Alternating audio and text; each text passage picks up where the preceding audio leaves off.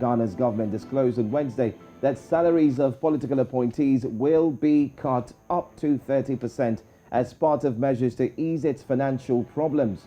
The announcement from President Nana Akufo-Addo follows the central bank's decision on Monday to hike its main lending rate by 250 basis points to 70%, the largest increase in Ghana's history. The presidency made this known on Twitter on Wednesday, also saying it will pump $2 billion into the economy to rescue the cedi currency. According to Reuters, the West African country is facing rampant inflation, a depreciating local currency, and a heavy debt burden that has dented investor confidence and could build into a crisis debt, or a debt crisis as it were. Yes, so the cedi is set to be weakened by about 20% against the dollar this year, exacerbating its problems.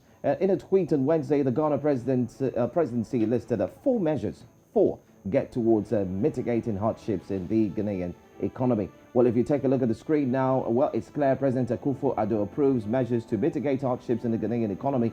The first one, Cabinet agrees border reopening within 2 weeks. I'm going to take the second one as well. Government cuts salaries of appointees up by 30%. That's quite controversial. The third one is policy rate increased substantially to 17%. Cost of loans to go up. That's what it's saying. And the fourth measure, austerity measure, is government to pump $2 billion to reduce cedi. That's what it's saying here. Well, joining us this morning to make sense of all of this is Wilberforce Asare, the editor, politician, and legal desk for Asaase Radio. That's 99.5. Many thanks for joining us, Wilberforce. Let's start by going straight into the situation of things in the country. Ghana has since been seen as a rising star in Africa's emerging markets, but these developments that we're seeing appear to be a dampener. What are some of the factors affecting Ghana at this time? All right, so it's good to speak with you. Now, what it is that we live in a global space, and because we live in a global space, all happenings in the global space have a direct effect on our country, Ghana, and for that matter, your country, Nigeria. And so over the last 2 years, the whole world has been dealing with the COVID-19 pandemic. And Ghana, as you well know, has managed to deal with the pandemic very well. And so even though we've been impacted, the impact has really been economical and not health-wise. Now, the economic impact of the COVID-19 pandemic is what has brought us here. Now, pre-pandemic, Ghana's economy was growing at a rate of about 7%. And at some point in time, global economic watchers indicated that Ghana's economy is one of the fastest growing economies in the world. However, coming into 2022, the government has had a little bit of a problem in Parliament, in our Parliament.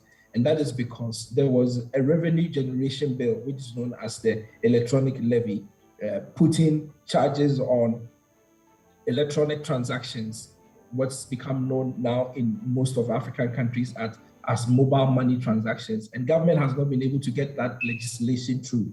And so there is a shortfall in terms of revenue generation. And all of those factors, including the recent war, which is going on in Ukraine, between Ukraine and Russia, has also impacted the whole world, and Ghana has not been left out. So all of these things, the COVID-19 pandemic, the Russia-Ukrainian war, and also domestic challenges when it comes to getting legislation through because we have some kind of a hung parliament, has all contributed to the difficulties that Ghana finds itself in today. And that is why there's been a lot of pressure coming on the government from the ordinary people, because fuel prices are going up as a result of global issues. And again, food prices are rising. The global chain when it comes to supplies has been greatly affected, and it's also having an impact on Ghana. And so all of these challenges that have come up is what has caused the Akufo-Addo government to announce the measures that it has put in place yesterday to help mitigate the impact that the global challenges that are going on are having on Ghana as a country. So that's what I can say about what is leading or what has led to where we are today as far as our measures that have been introduced are concerned.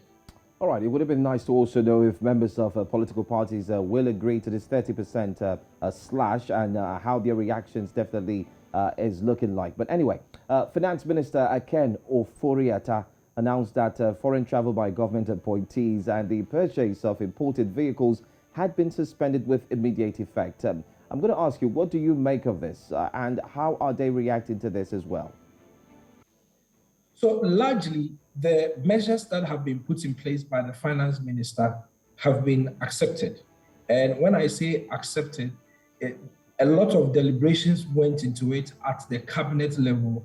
And then also after cabinet level decision making, there's been a lot of broad consultations. And so we have what we call a council of state. They were not supposed to be affected by this, but they on their own have decided that they will cut their salaries by 20% just to support the efforts that government is making. So when it comes to these decisions, particularly the cut in fuel allocations to ministers of state, that's 50% cut. When it comes to salaries for all government appointees, and government appointees here is not only the ministers of state who are working directly with the president, but it includes chief executive officers who are working in state-owned institutions. It also includes metropolitan, municipal, and district chief executives. And that's the kind of system we run here in Ghana. We have a decentralized system. And so at that level, appointments are also made by the president. So all the people who are in the executive, quote unquote, have accepted and agreed to this tax cut, this revenue or salary cut, because it is a decision of the executive president of our country, President Nana Akufo-Addo. And so usually his appointees will have no say. In terms of importation of vehicles, when the president came into office in 2017, I remember there was some moratorium that was placed on importation of vehicles. And so there has been something of that sort already existing. But I think along the line, they reviewed it for certain state institutions. Now, we do know that here in Ghana, locally, we have companies like VW, Volkswagen, and others who are now assembling vehicles here. And so there are available in Ghana brand new vehicles that are being assembled here.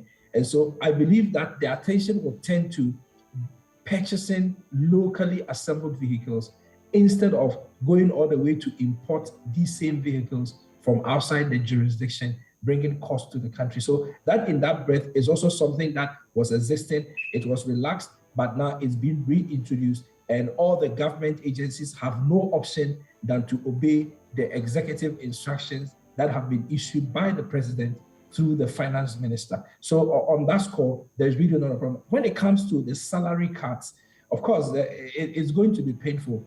And there's been calls that if the executive arm of government has decided to cut its salaries, then why not the legislative arm? Because they are the body that are refusing to pass legislation for government to raise revenue because they believe that there are hardships. So if the executive arm of government is deciding that we are cutting our benefits by 30%, why not invite the legislative arm of government to also take a decision to also cut their salaries, which is something that the Council of State, which is not one of the arms of government, but is a very important institution established by our 1992 Constitution, has decided to do. So that's a debate that is ongoing right now in our country. And it appears that there's going to be a lot of pressure coming on our parliamentarians to also show good faith and to take a decision to help cut their own spending and their own budget in order to support efforts aimed at sustaining Ghana's economy. If you speak to economists here, they'll tell you that Ghana's economy is experiencing shocks, but there is no reason to think that the economy is collapsing. It's only some measures that needs to be taken in order to keep it afloat, looking at the situation that we find ourselves in globally. And when things are relaxed, the economists believe that the economy will take shape again and go back to its growing ways pre-pandemic era. So that's what the economists are saying. Maybe quickly, I could just touch on the fact that apart from the pressure that is coming on other arms of government. When it comes to the judiciary, nobody wants to touch the judiciary because the judiciary is more like the last resort. And so even though the judiciary is the third arm of government, nobody is making mention of them because they believe that the judiciary should be left out and they do their work of adjudicating justice in our country. All right. Thank you so much for expatiating on this. We truly appreciate your presence here. Wilberforce Asare, editor, political and legal desk, Asaase Radio 99.5. Thank you so much. Thank you very much indeed.